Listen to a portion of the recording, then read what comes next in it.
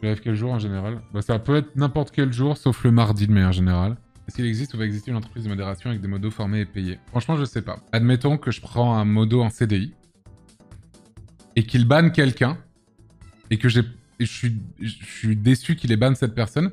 Est-ce que je peux le licencier pour faute grave? Non, mais c'est une vraie question. Non, en toute logique, oui. Voilà. Donc ça peut, ça peut partir en couille. Aussi le truc de modo salarié, etc. Parce que c'est vraiment des questions en vrai que je me suis déjà posées en fait. Même si je fais des blagues là-dessus et tout.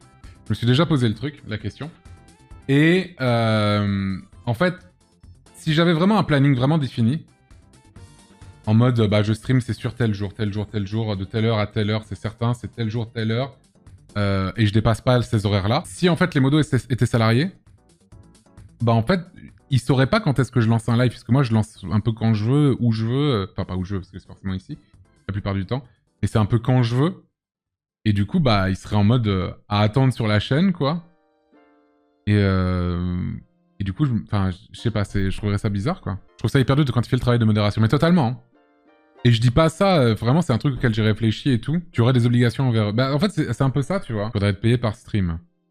Ah ouais, mais comment je sais si le modo a vraiment été là? Tu vois, enfin, je sais pas, tu vois, c'est... c'est complexe, hein. En vrai, la charge mentale de modération est assez terrible, on n'en parle pas assez. Ah, très probablement, et après, ça dépend en plus des chaînes en question. Je dois admettre que ici, la modération est devenue beaucoup plus light par rapport à il y a quelques années. C'est-à-dire que maintenant, en tout cas, c'est mes directives. C'est-à-dire, les modos viennent littéralement quand ils veulent. S'ils veulent être là, ils peuvent être là. S'ils veulent pas être là, ils sont pas là. Le seul moment où je dis bah ce serait cool qu'il y ait quelques personnes, c'est pendant les events. Et encore, le chat c'est quasiment immodérable.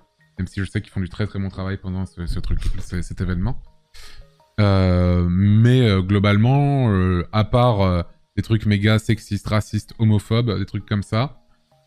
Et globalement, on laisse un peu faire. Donc c'est comme ça que je fais. C'est-à-dire qu'ils n'ont aucune obligation d'être là. J'ai déjà eu des modérateurs qui sont même venus me voir en mode bah j'ai plus envie d'être modo. Est-ce que tu pourrais me mod ce que j'ai fait? Mais alors, globalement, personne n'a d'obligation d'être là. Personne n'a d'obligation de faire quoi que ce soit.